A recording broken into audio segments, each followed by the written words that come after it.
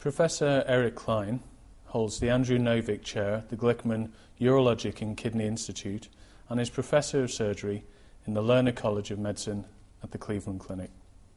Professor Klein, welcome to Melbourne, and thank you for agreeing to join us for the 11th National Prostate Cancer Symposium.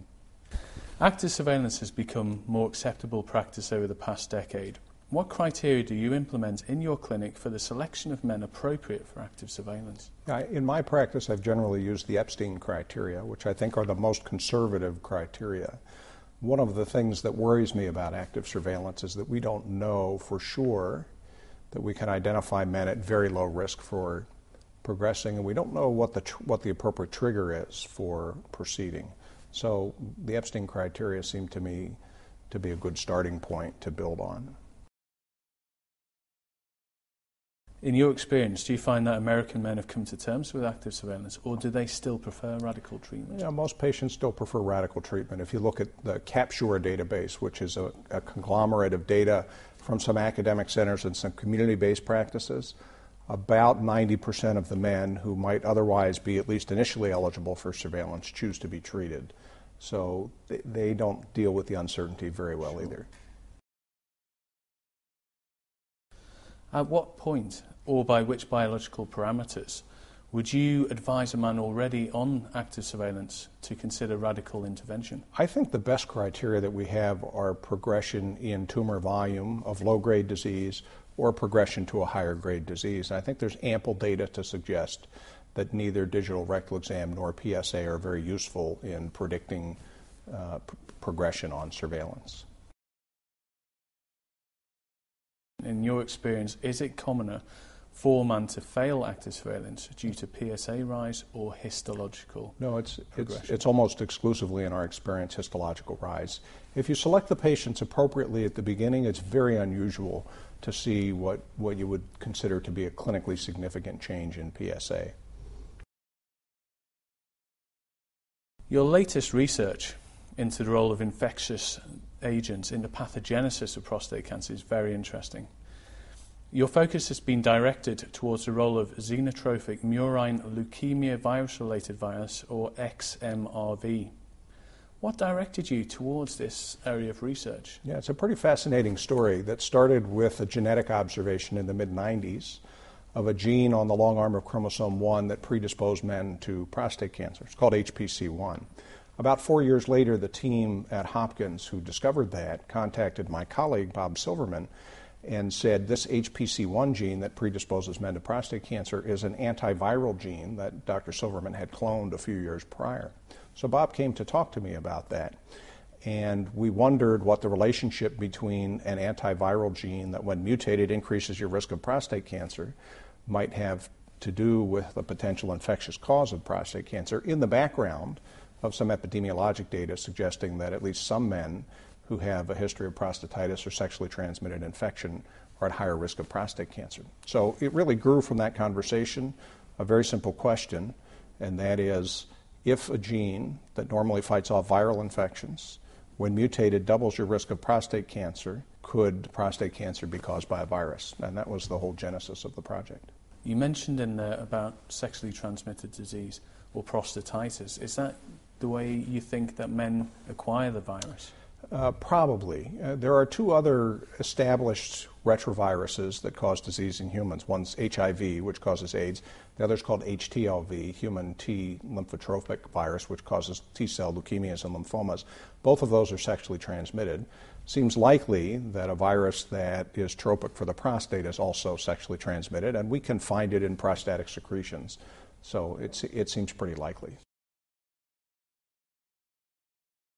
You have compelling evidence to back up your theory, but what breakthrough would really gain your research general acceptance and maybe allow for companies to take it to the next level, maybe develop a vaccine or some drugs against XMRV? So that's a great question. I think the key that we're all looking for now is to understand a plausible biologic mechanism by which this virus might cause prostate cancer. And in the whole field of virology in plants and animals in particular, even in humans, we know that many viruses cause cancer, and we understand how they cause cancer. Some make proteins that cause cancer, some create inflammation that cause cancer, some probably turn on some oncogenes that cause cancer, and so we need to tease that out about XMRV, and we're working on that. Another breakthrough that would prove the point would be to take animals who don't have cancer and inject them with the virus and see if they get cancer. That's a much harder study to do.